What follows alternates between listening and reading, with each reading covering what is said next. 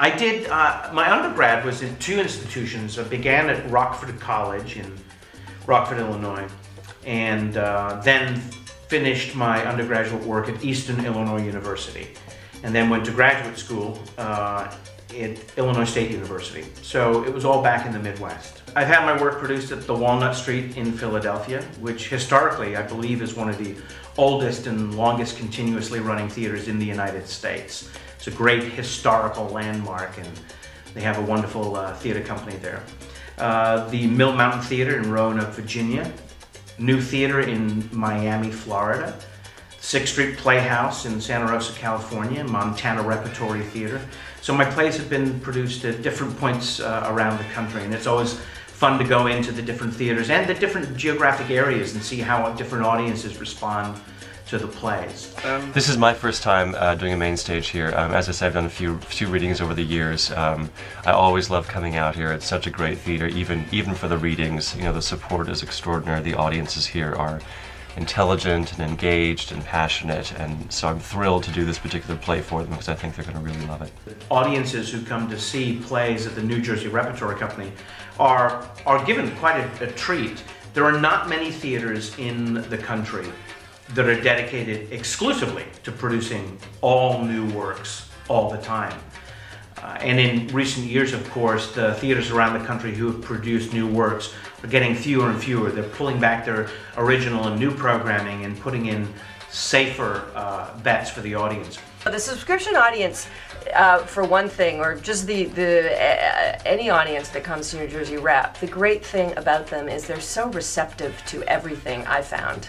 I think that the support that the theater receives from the audience is just outstanding. I think it's one of the exciting opportunities that the National New Play Network provides. The Playwright gets to see their play with 4 different companies in a short succession of time, 4 different directors, 4 different creative teams, 4 different casts, and 4 different kinds of audiences. So things that may strike one audience regionally particularly funny may not land for another audience. I always find that interesting to see how demographically and geographically the play has certain appeal and certain resonance with an audience. I'm not familiar with this playwright's work, or at least I wasn't until I read this play, which I can't believe, because it's a terrific play. He's a great playwright. I'm anxious and excited to read other of his plays. I know he's working on something right now that we've sort of spoken about briefly. I think he's terrific. He has a very clear, distinct voice. He has themes he's interested in that I think are very interesting. And he knows how to write snappy dialogue, I gotta say. He's really good. A couple of ideas converged in my mind when I started work on Happy. I usually, when I begin work on a play, begin a period of several weeks where I just sketch out ideas, sketch out notes, just a very rough approximation of what the plot is going to be and the themes that I would like to develop. And during that early preliminary phase, ideas are kicking around in my head in various ways. And 2 things happen.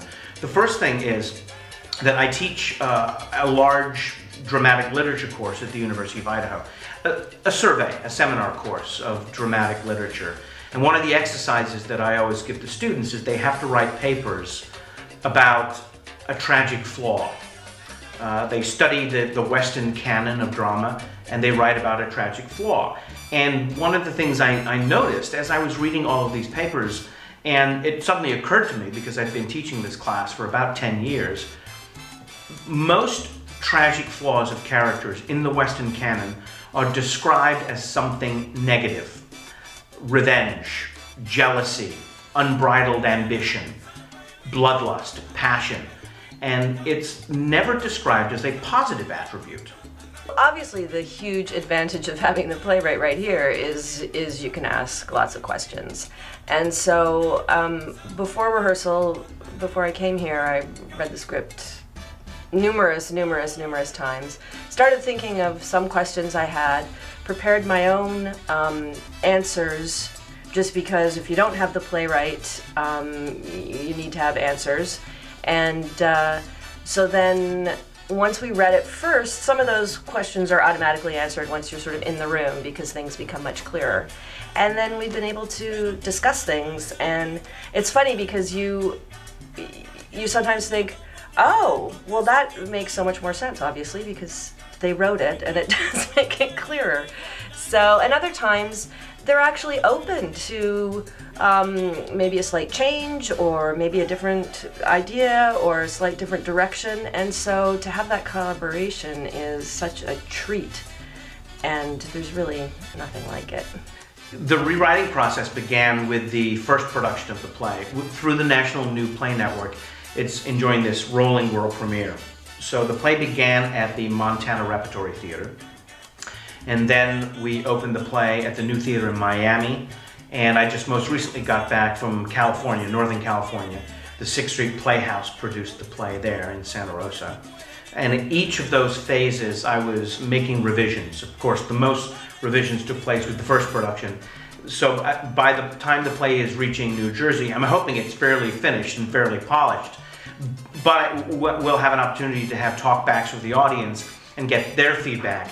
And I know that the New Jersey Repertory Company audiences, you know, having been exposed to so many new plays, are usually a wonderful, wonderful litmus test for what's working and what's not working in a play. And I'm looking forward to the chance to engage with the community here and engage with the audience and see what they have to say about the play, see what suggestions they have so I can continue to polish and improve the play. The play will be published later this year, and so I'm hoping to refine it before it goes to press. Well, I play Alfred Rem, who's a middle-aged married man with a severely disabled daughter, and he has been spending his life developing techniques to deal with some disappointments in his life, and is considered fairly content and fairly happy. And then over the course of the play, he meets someone who tends to challenge his techniques for dealing with his disappointments and griefs, and apparently he's been repressing certain angers and feelings that he thought perhaps were under control. My role, Ava, in this piece, in Happy, is a very complicated one. I find her to be full of questions. I have questions about the character still. I'm just getting started and I'm really excited to go deeper with it, but she has been dealt an interesting hand energetically, and through her life experiences has been put through the ringer, but she's also a very talented artist and very impulsive, doesn't have much of a filter, is very curious about the human experience and how it might inform her art. And I think that she is very aware of the illusion that most people like to live with, that happiness is something that you can always be creating and almost lying to yourself at times. That is, I think, her stance on happiness, and I think she is unhappy in many ways, and misery loves company. So the audience might like Ava, might not like Ava, might really understand Ava. I do think she will be a controversial character. Exactly. As you know, what usually happens, you think you're doing okay, and then you meet somebody who knocks you off balance a little bit, and you don't realize, well, maybe I haven't been handling these things. Maybe I've just been pushing them down for decades, and that's kind of what happens here. So those two ideas collided in Happy.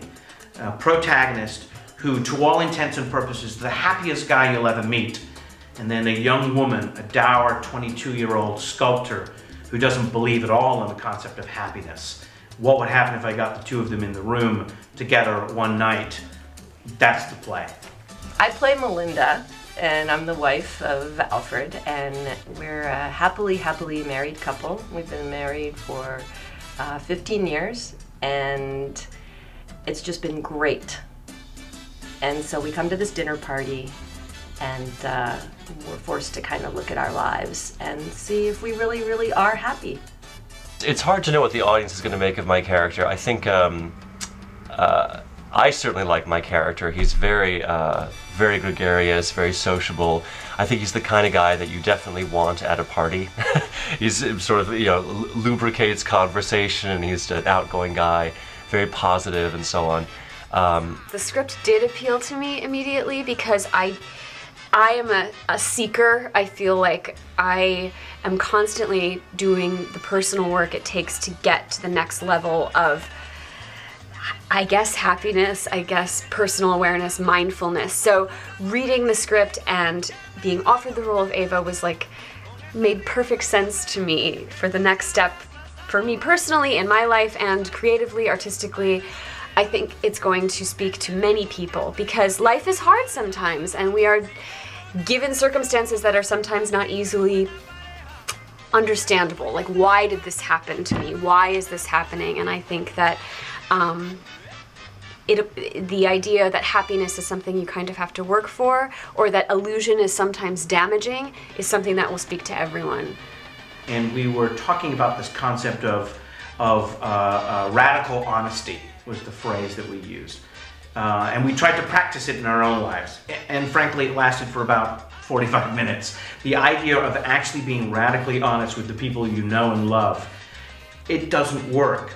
There are reasons why we sometimes have to shield the people we love from the brutal truth. You make some choices and you bring an approach to it, but especially with a piece like this, which is really an ensemble piece, you don't want to do too much until you get everybody together, and you want to have the opportunity over the first couple of weeks of rehearsal to play around with it and, you know, be receptive to what the other actors are doing, to listen to the words, to find the rhythm of the piece, and you know, that doesn't change from play to play. And but specifically with an ensemble piece, it's real important to gel with your other cast members and their characters, and that's what's going to be very pleasurable about this, because it's a lot of fun.